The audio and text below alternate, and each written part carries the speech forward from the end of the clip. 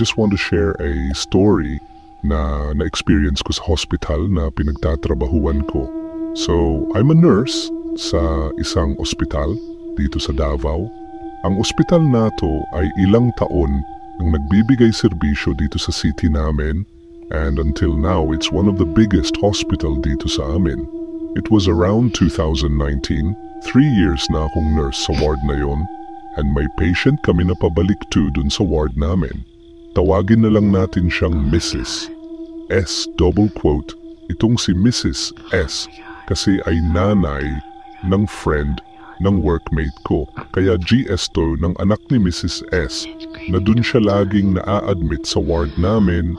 Lahat kaming nurses and pati yung head nurse namin kilala na si Mrs. S. And alam din namin kung gaano siya kabait kasi minsan binibigyan niya kami ng merienda during our shift. Diabetic si Mrs. S kaya isa na lang yung paa niya, amputated na yung isa, kaya lagi siyang dapat may assistance when positioning sa bed. So night shift kami noon at ang night shift sa amin starts at alas 7 ng gabi hanggang alas 7 ng umaga. Around 2 a.m., pumasok na yung kasama ko na naka-assign sa kanya dun sa room niya para ibigay ang antibiotics niya.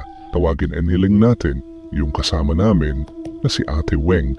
Yung room ni Mrs. X ay nasa gilid lang ng nurse station namin since need niya ng assistance. And prana rin, madali namin siya mapuntahan if ever kailangan ma-attend agad namin siya. So pumasok si Ate Weng sa room ni Mrs. S.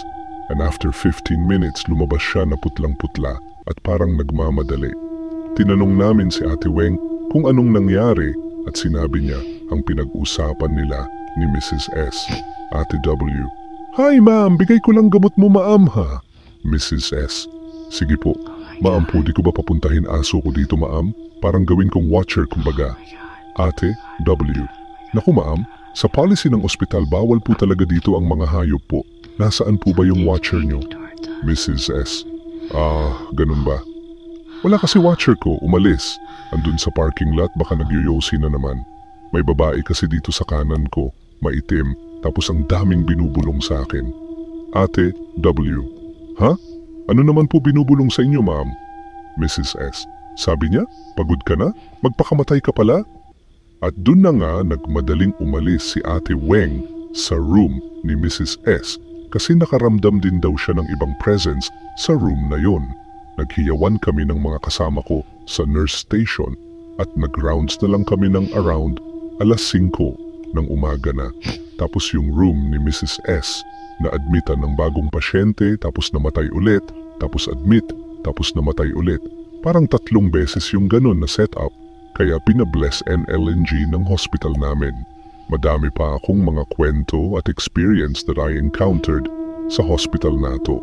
Pero as of now, hanggang dito na lang muna. Love, Nurse M.